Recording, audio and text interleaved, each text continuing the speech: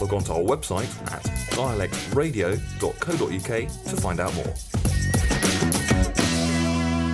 My name is John Potash, and I wrote 2 books. The first one was The FBI War on Tupac Shakur and Black Leaders, and the second one was Drugs as Weapons Against Us.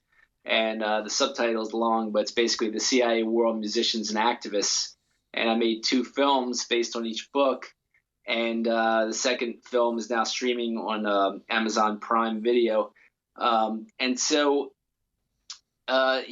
Basically Drugs as Weapons Against Us is the study of the CIA's Project MK Ultra, which was had 149 subprojects.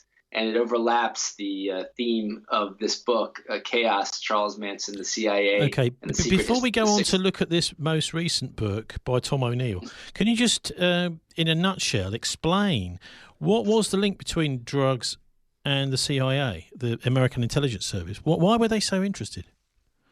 Well, the CIA looked to use drugs as weapons to oppress the masses, to keep the masses in place from, doing good activism. And they used it against many top activists in the 60s. People think that the drug culture just expanding like crazy with all these different drugs becoming so popular is just a natural phenomenon, when a good study of it shows that it actually was planned by the CIA's Project MKUltra in the 1950s and expanded upon and really acted upon in the 1960s. And President John F. Kennedy tried to close that project down. When he came into office, he fired the CIA director and applied his own director, closed Project MKUltra down. They kept it running behind his back. And when it was discovered again, he closed it down a second time. And at that point, they had to change the name to MK Search. But it continued at least until the early 1970s. So why was the CIA so interested in musicians? Okay, I can understand drugs. That might actually take, for example, targeting the anti-war activists with drugs. But why musicians? And what way did they engage with the musicians? Well, I think for several reasons. And one is to control, because they're looking to control our hearts and minds. They know they can't control us physically, because the masses outnumber the oligarchs, the wealthiest in the society, who basically founded these U.S. intelligence agencies. And there's 14 plus, intelligence agencies in the United States. So they want to control us, get us to control ourselves, whether we realize it or not. And some of their documents talk about the way they want to do this. And one of the ways is to think we want to take drugs and think we like drugs. And so they promoted all these different drugs behind the scenes, and the best way to promote some of these drugs was through the musicians we love. If we think if these musicians we love are into these drugs, then maybe we'll get into these drugs and we'll try them. Sticking a needle in your arm and shooting up heroin does not seem like a natural thing to do, but when you hear your favorite musician like John Lennon is doing it, it makes it a little more possible that you might try it yourself. And same thing with Kurt Cobain, and same thing with, smoking weed all the time like Tupac Shakur, or, getting so into, LSD and all these other drugs like John Lennon and Jimi Hendrix.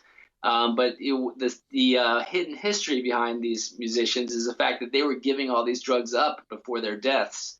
And so when they found that these musicians were threatened to promote sobriety, towards the end of their lives and get more into activism, that's when they did them in. What, 1 or 2 top, you think, most suspicious deaths of musicians? I can't say I know, about most suspicious deaths, but I do think that a large amount of them, do fit into this kind of pattern. And this isn't just a pattern, of course. This is based on many other people's research also. Now, Fenton Bressler, a longtime attorney and a columnist in Britain, had spent 7 years investigating what he thought might be the CIA's murder of John Lennon, and I think he did great work with that. Another great music journalist over in England, whose name leaves me at the moment, also wrote a book coinciding with Fenton Bressler's work, but just advancing it a bit more. And so there's a number of great investigative projects on each of these musicians. I happen to do, probably one of the longest investigations on Tupac Shakur, but I also investigated Kurt Cobain and, some top police detective investigated Cobain's death. A top police investigator actually died about 4 years ago that was investigating Tupac Shakur's death, and says his fellow police officers appear to have killed Tupac Shakur. And so, yeah, there's a lot of great research out there on these particular I'm just looking through my history book. book here, and when John Lennon was shot dead, the head of the CIA was none other than George Herbert Walker Bush, George Bush Sr. So it's possible then, you seem to be implying here, that he signed that off. Yeah, I actually don't think he was director of the CIA at that point, but he was director of the CIA in 1976. And he was, obviously very powerful. He was the incoming vice president in 1980 when John Lennon was murdered. And so he was very powerful. He was considered the most powerful person in the country. He was much more powerful than the president, Ronald Reagan. It was similar to Cheney and Bush. Cheney was considered the real president, not, George Bush Jr. And so, yeah, George Bush Sr. was very, definitely headed U.S. intelligence in various ways, even when he stepped down as director of the CIA in '76. Okay, well, let's recycle back in time a bit to the Manson era. For those that haven't come across Charles Manson before, can you just sort of sum him up? Who was this guy? I know he was considered to be pretty crazy, dark-haired guy, seemed to sort of live in a cult somewhere in California, and he was responsible for various murders, a kind of death squad, effectively. Right. So, yeah, what was considered the definitive book on Manson was written by a guy named Victor Bugliosi. It was called Helter Skelter, and he was written by the prosecutor of the Manson, murders, who put Manson and a lot of his followers behind bars. But Tom O'Neill first just wanted to write a kind of an update on, and he actually was assigned this. He didn't even want to do this article when he was first assigned this, to do an update on the Manson murders for like the 20th anniversary. But Manson was an orphan. He bounced around in different orphanages, and then he ended up in jail for a long time. And he comes out of jail in his early 30s, and he ends up leading a harem of women and some men that went on a killing rampage and killed, at least 8 people in 2 Hollywood homes, and killed some other people too. But these 2 homes were particularly important. The one home actually was particularly important because it was Sharon Tate's home, and she was a movie star. She was Roman Polanski's wife, and they were holding actually a lot of activist meetings in that home. They were holding meetings that supported the Black Panthers, that supported the anti-war movement, and they actually, some of these actors called themselves members of groups called the White Panthers in their solidarity with the Black Panthers. And so that was part of the reason, part of the motive for getting rid of these musicians. But I think there was other motives too. And Tom O'Neill exposes a lot of that when he ended up investigating this whole situation for 20 years and interviewed over 1,000 people and got many U.S. intelligence documents on everything that happened. So what then did Charles Manson go on to do after these murders? He was locked up, but is there any actual evidence that the state was involved, or was he just a nutcase? Well, there is evidence that the state was involved, and the state being U.S. intelligence, and some of the he bases the title of the book again is Chaos, and that was based on the Operation Chaos, which was one CIA operation that New York Times veteran journalist Seymour Hersh found was used against citizens of the United States, activists. It was used against anti-war activists. So here was the CIA going against their charter. They're not supposed to be allowed to target, U.S. citizens. They're only supposed to be allowed to spy on foreigners. And they're spying on, they're disrupting, and there's even found to be cases of murder of, the CIA against U.S. activists. But they will say, hang on, this is not us, this is Charles Manson. Is there anything that actually ties him to them? Yeah, so he was going regularly. He was going practically daily to a San Francisco clinic called the Haight-Ashbury Free Clinic. And in that clinic was a CIA operative named Dr. Julian West, who had an office in that clinic. And he was regularly going to that clinic where the CIA doctor has an office. And this doctor, Dr. Julian West, was corresponding back and forth with the director of the CIA's Project MK Ultra, Sidney Gottlieb. And so Tom O'Neill revealed that all this correspondence between these two, because he was directly working behind the scenes for MK Ultra. And so here was Manson regularly going there, and this is some of what was going on. Now, Tom O'Neill also found that virtually every aspect of the Manson case, from the prosecution, Los Angeles prosecutor's office, to the Los Angeles Detective Department, to the people that were dealing drugs, both inside Charles Manson's group and at around Sharon Tate's home, were also working for either the FBI or the CIA. Okay. And so he uncovered, and he got multiple witnesses about these people also working for, U.S. intelligence. He got documents showing their histories of, these people working for U.S. intelligence. And these people were also trafficking drugs, a number of them. So that's just some of the evidence of, how Manson amazing. was That's connected. quite a lot, isn't it? Yeah. And it's interesting because John F. Kennedy, of course, was assassinated at the beginning of that century, and he was someone that actually wanted to clean up the CIA or even abolish the CIA, which was set up after World War II, and lots of former Nazis were actually recruited into it.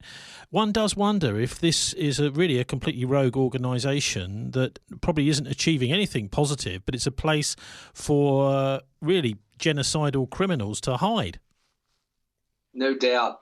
And Project MK Ultra had a number of Nazi scientists as part of the program, because they were already using drugs, experimenting with drugs on concentration camp victims to see how they can use them for weapons. And so they just brought their projects into MK Ultra and became some of the lead researchers on the projects before they were kind of operationalized in the 1960s against activists. And even in Tom O'Neill's book, he points out that some of these people that were working with U.S. intelligence were also members of top German companies that were the top supporters of Hitler. There are those connections too. And it's very interesting that the Spahn Ranch, where Manson had his harem, was right next to a ranch of a former Nazi supporter who owned the ranch right next door. And it's incredible how Manson and his followers went complete. They would have guns and pull guns on police and fire department people all the time and not be arrested. They were doing whatever they wanted, and they were untouchable until it kind of made the headlines, and there was too much kind of spotlight on them, and they had to start getting arrested after that. But before that, they killed people, they pulled guns on cops, and nobody was touched. A sheriff, the top member in the sheriff's department, ordered that they not be touched, they not be arrested. They just only thing was supposed to be reported was their activities, but nothing else. So it sounds a little bit like the Epstein case, where one of the central government, one of the government people in the United States said that he was hands off Epstein, and it was only eventually that he looked like he might come to trial, but obviously he didn't. And even now, we've got Ghislaine Maxwell, the child sex trafficker. She still seems to be hands off. So, what do you think was the actual ultimate purpose of the CIA, assuming that they were controlling Manson? What were they actually up to? I think there was a number of things they were up to. One of those things they were up to was to get rid of these, to scare these activists, these Hollywood activists, kill some of them that were active. Like Sharon Tate was a serious, activist she was a part of the White Panthers. Scare the others that were involved at that home, because they would meet the White Panthers. It included Warren Beatty, top actor, and other top people in Hollywood would meet at this home and discuss these projects. So it was to scare all of them, for one. Secondly, it was to traffic drugs, and because a number of these people were trafficking drugs. Third, it was to support what was the promotion of drugs, because these women would just go to these parties. They would hang out. They lived. This harem of women lived at Beach Boys Brian Wilson's home for about 6 months, at least 6 to 12 months, not a real long time, where they would have tons of Hollywood parties, invite all kinds of top musicians there, and they would have, they'd be walking around naked and have orgies. And so they were promoting all kinds of drugs at these parties. And of course, people from all over the world were attracted to these parties. And Dave McGowan actually, in his Weird Scenes Inside the Canyon, talked about this more at length. But basically, the Beatles were, kind of intrigued with the Los Angeles scene. They went to a party near that scene, and John Lennon was convinced to try acid a second time when he first was dosed the first time he tried acid, as you probably know from a dentist. George Harrison was, tried it a second time. Ringo tried it the first time. Sorry, when you say dosed, you mean giving it involuntarily, so spiked kind of thing? Yeah, a British dentist spiked the coffee of John Lennon and George Harrison. So they took it against their will, and John Lennon was furious about it in 1965. And George Harrison said he never even heard of it. What's LSD, he said. And so, yes, that's the way they were introduced to acid. Mick Jagger was introduced to acid by an undercover FBI agent named David Schneiderman, who was also working for MI5 at the time. And so that was in 1967. And that was at a time when the CIA Project MKUltra deputy director, a guy named Robert Lashbrook, brought loads of LSD and loads of agents and money over to London, according to A.E. Hotchner, who was Ernest Hemingway's longtime editor and friend. And he said in his book Blown Away that Lashbrook instructed his agents to get LSD in as many musicians' hands as possible in London. And so first victims were, of course, George Harrison and John Lennon, and the second was, another one was Mick Jagger, obviously. Just remind us of the title of the book. So the title of the book by Tom O'Neill about Charles Manson is called Chaos, Charles Manson, the CIA, and the Secret History of the 60s. And did you think they achieved chaos? Did they achieve what they really wanted to achieve with it? Well, I do. I think they did spread, these women were doing all kinds of stuff all around the area for at least about 2 years before they were, a number of them were in prison. But some of them stayed out of prison. And one of them actually tried to assassinate President Gerald Ford when Rockefeller was the vice president. And I think that was to get Rockefeller into the presidency. This is, what they do. I mean, she was obviously working on a high level. She got within inches of Ford and with a gun and tried to unload the gun on him, but it jammed on her. So these people were high level operatives. They were actually dissociative. They were suffering from dissociative identity disorder. These girls were underage girls, as young as 13 when they were, went through the rapes by Manson and others. And they were, they became robots, basically multiple personality robots, sadly enough, who would do the bidding of, U.S. intelligence. Yeah, so I think they did achieve a lot of different things that U.S. intelligence wanted to achieve before, some of them went to jail and some of them stayed out in jail and kept doing what they wanted to do. Well, John, keep investigating the dark side of the 60s because it's fascinating. Gives us quite an insight into, the world we're in today and why the United States is like it is, why we're having to deal with, I suppose what is a really failing democracy. You're right. It is a failing democracy over here, sadly enough. And I'm sorry we're both living in those kinds of democracies right now. I hope things change for the better. We'll see. And it certainly helps to understand why we are where we are if we're going to change things for the better. John Potash, thanks very much for joining us. Thank you, Tony.